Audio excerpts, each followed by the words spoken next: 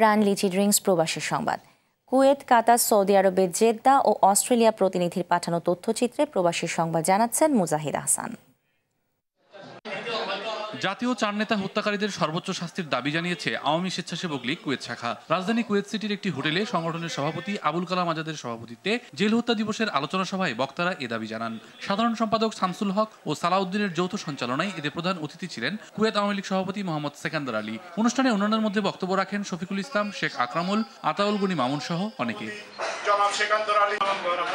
বাংলাদেশ জাতীয়তাবাদী কর্মজীবী দল কাতার শাখার উদ্যোগে ৭ নভেম্বর উপলক্ষে স্থানীয় একটি রেস্টুরেন্টে আলোচনা সভা ও দোয়া মাহফিল অনুষ্ঠিত হয়েছে। সংগঠনের সভাপতি হাবিবুর রহমানের সভাপতিত্বে অনুষ্ঠানে প্রধান অতিথি ছিলেন কেন্দ্রীয় কর্মজীবী দলের উপদেষ্টা লোকমান হোসেন। এতে আরো বক্তব্য রাখেন আবু সাইদ, সিরাজুল ইসলাম মোল্লা সহ অনেকে।